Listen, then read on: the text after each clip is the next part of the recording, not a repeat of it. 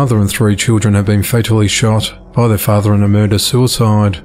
The incident occurred on the 9th of September, located at a home at the end of a cul-de-sac at 47 Hebron Court in Elk Mills, Maryland.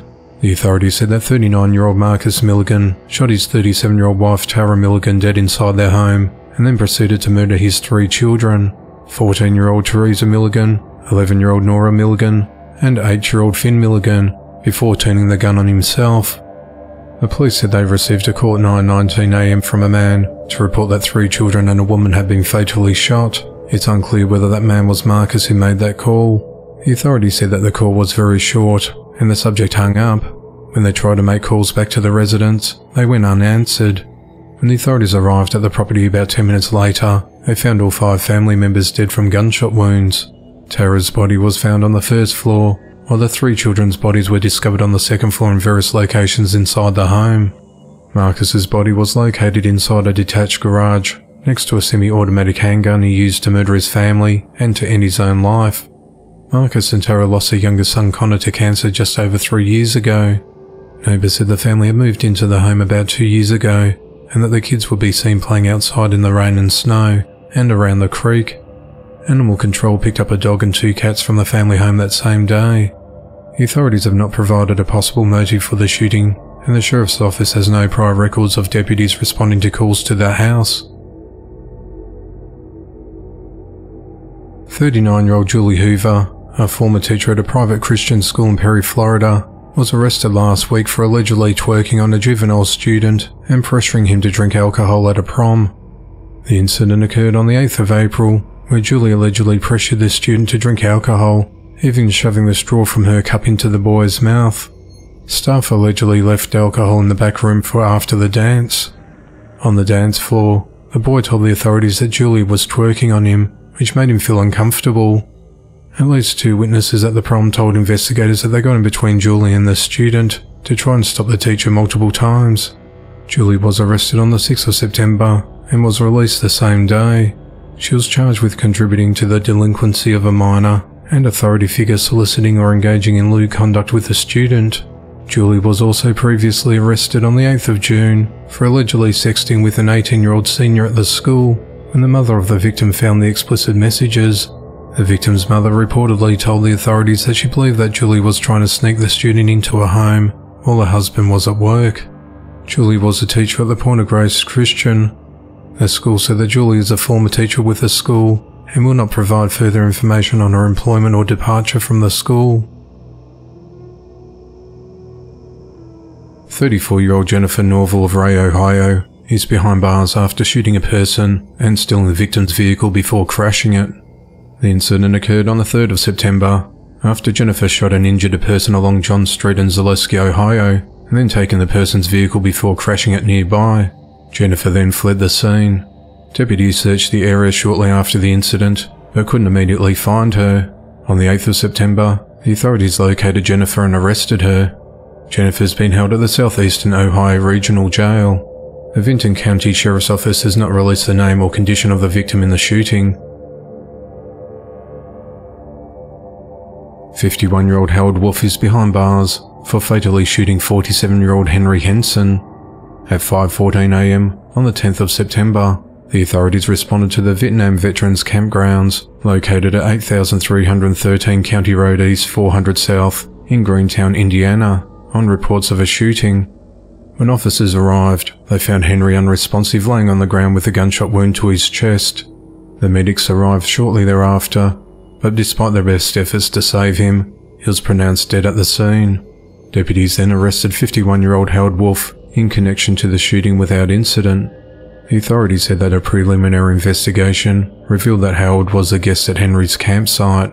The two reportedly gathered at the campgrounds prior to the annual All Veterans reunion, which began on the 12th of September. Sometime prior to the shooting, the two men became involved in a verbal argument, which quickly turned into a physical altercation. After the fight, both men briefly separated. During this time, Howard pointed to a gun that was on his waist, and a struggle for the handgun ensued. During the struggle, Howard fired a single gunshot, striking Henry in the chest. Howard is held at the Howard County Jail without bond.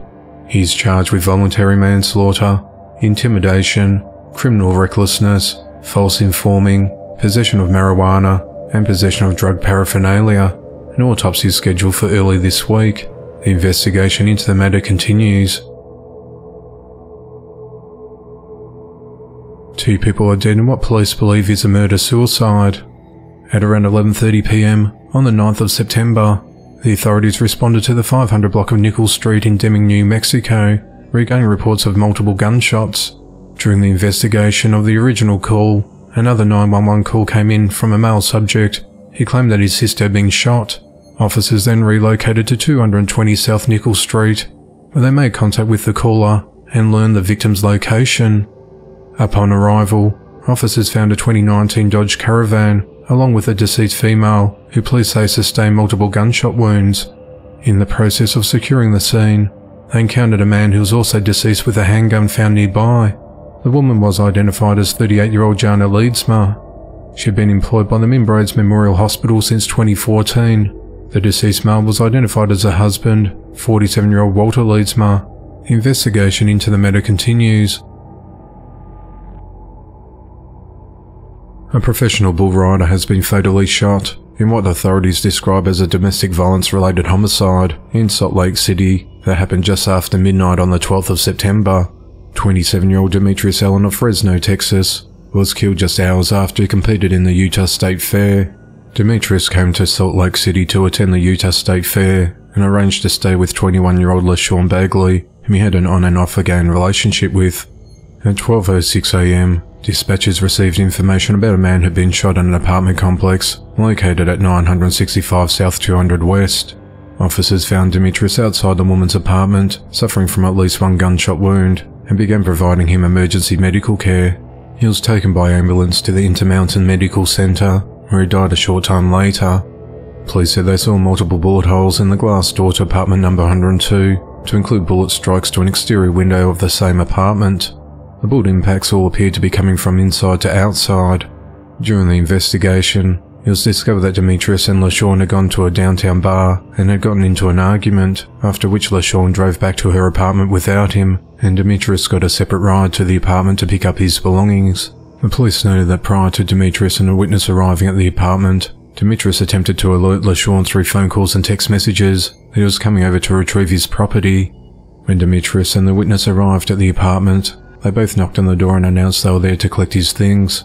LaShawn then fired several rounds through the glass door, and at least one round struck Demetrius in the torso. There were no signs of forced entry or attempted forced entry into the apartment. The witness also said they didn't attempt to enter the apartment, and they were only there to retrieve Demetrius's property so he could leave and stay at another residence.